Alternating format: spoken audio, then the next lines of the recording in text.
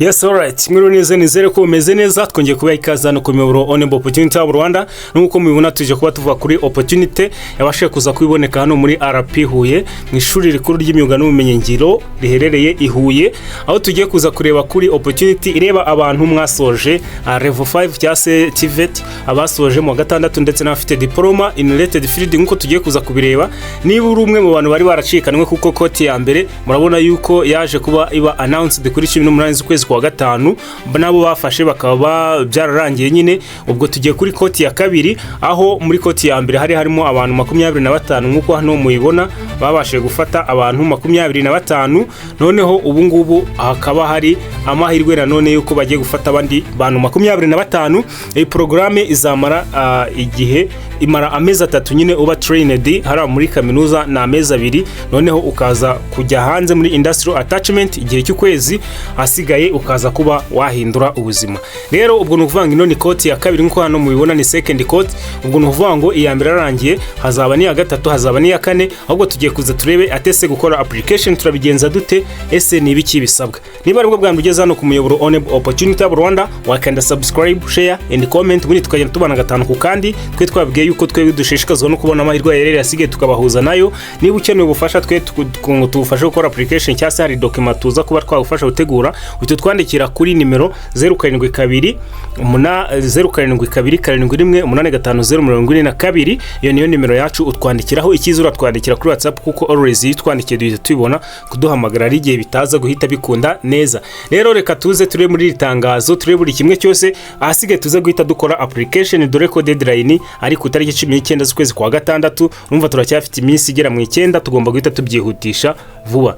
Then hano batanye bavuga ngo RP Huye College in partnership with the REMA, RTB and GIZ through the Invest for Jobs project invites qualified Rwandan youth to apply for the short-term training program in industrial metalwork second court. Nyeka ko mubyumvise neza rwose kabisa, hano barimo barahamagara second court cyase group ya kabiri. Ubwo ya mbere yabaye yarakiriwe, tugiye ku ya kabiri. Ubwo none nukuvuga ngo tugiye gufungura itangazo turebe etese ukora application arabigenza ate, ese kugira ngo ukore application ugomba kuba wateguye iki. Rero tudatinze reka dufungure iri tangazo tubashe kuba twareba. Call for application in partnership with REMA Germany company and Rwanda TVET board through Invest for Job project funded by GIZ. Ubwo murumva yuko nukuvuga ngo training zifashwamo na GIZ niba yashizemo amafaranga kugira ngo tuze kuba twakihugura tugire ubumenyi. Umutera nkunga mukuru ni GIZ. Noneho RP Huye College is pleased to announce short term training program in industrial metalworks. Ubwo nukuvuga ngo RP Huye rwose kabisa yishimiye kuba yabamenyesha cyangwa se iba hamagarira kuza kuba mwakora application mukaza kuba mwafata training muri metalworks. Noneho the program will consist of focus. Ubwo hano nkuko mubyumva ino programme izaba igizwe n'amagroupe 4, aho buri group izaba igizwe n'abantu 25. Noneho buri groupe izajya igenda imare amezi 2 iri kwiga at college.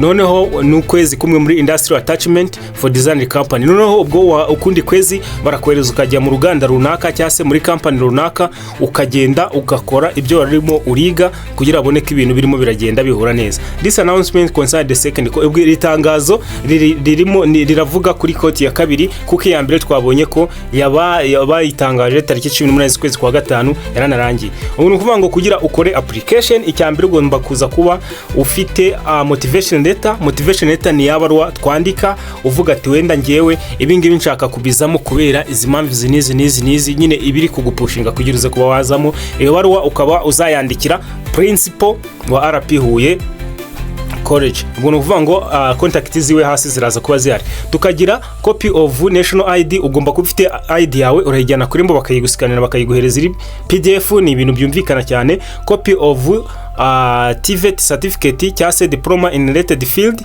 example manufacturing, industrial and mechanism. Ubwo ni ukuvuga ngo ibi murabyumvise neza, naho ino certificate yawe uragenda ku irembo bakayigusikana, cyangwa se waba ufite telefone isikana neza nta kibazo urabikora. Curriculum vitae, ubwo ni ukuvuga ngo hano umwirondoro wawe ugomba kuza kuba umeze neza, nkwibutsa yuko umwirondoro wawe ari uguhesha amahirwe yo kuba wakora application bakagufata. So tegura CV yawe iba imeze neza mu buryo bwa professional, kandi na leta uyandike neza mu magambo yawe, mu byiyumviro byawe nyine, ku buryo uzabisoma azumva yuko ukwiye ibyo bintu, uri deserve iyi opportunity. Noneho kugira ngo ukomeze ukora application uraza ugasura uru rubuga, noneho wasoza ukaza guhita ugira iki, udownloadinga ino attachment, ni form, just ni form uza kuzuza.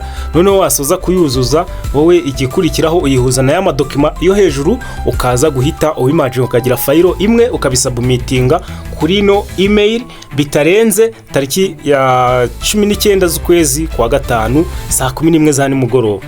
Murabyumva rero ko rwose aya mahirwe abareba. Ino email, ino website byose murabisanga muri comment. Ugiye kwandika comment ubanza ukora comment twashizeho, nomero uhita uhasanga, link uhita uhasanga, ni link ziba zitandukanye tuba twanavuze nicyo ziza kukugezaho. None ubwo igikurikiyeho, niba wowe ugiye gukora application banza urebe imyaka ufite igomba kuri hagati ya 18 na 35. Niba ufite 17 ntabwo bikunda, niba ufite 36 ntabwo bikunda. Ni ukureba ko imyaka yawe irimo aho hagati. Noneho abagore n'abakobwa rwose iyo bavuze women, ubundi wumva abagore n'abakobwa ni mwebwe muri encouraged to apply cyane. Noneho the training will last 2 months at college conduct from ubwo ni ukuvuga ngo nukora application uraza kuba wiyemeje yuko uzamara amezi 2 uri hara kuri college urimo urafata amahugurwa. Noneho ukamara n'ukundi kwezi kumwe ukaza kuba wagira iki, wajya muri industrial attachment cyangwa se muri company. Muntu wanjye, niba uzi neza ko nta mwanya ufite, si ngombwa ko wagerageza aya mahirwe. Wowe banza utegure igihe umenye ngo amezi 3 urahari, nta kuvuga ngo uzaba uhari cyangwa ntuzaba uhari. Manzu making sure ko ufite umwanya kandi ibintu unabikunze. For further detail please don't hesitate to contact during work. Umuntu uvuga ngo uramutse hari ikindi ushaka kubaza, wahamagara kuri ino nimero mu masaha y'akazi rwose bakagufasha bakagusobanurira. Bikaba byakorewe i Huye kwa tariki 8 z'ukwezi kwa 6 2026. Please note that also, ubwo ni ukuvuga ngo ababe selected nibo bonyine bazamenyeshwa. Nubona wakoze application bagusubize, uzamenye ngo ntabwo bagufashe. Yes, ubwo ni ukuvuga ngo nizere yuko ibi tubyumvise neza. Ahasigaye twebwe tuze guhita dukora application kandi tuyigenze neza. Ukeneye ubufasha twabibabwiye, ahita twandikira kuri nimero yacu 0727785042 tugahita tugufasha twihushe. Twe ni inshingano dukora tuzishimiye. Ikintu cya mbere ni ukukubona wagezeyo, nta kindi tuba dushigikiye cyangwa se tuba tugamije. Thank you very much. Nizere ko mugiye kuza guhita mugerageza kandi mubikore hakiri kare.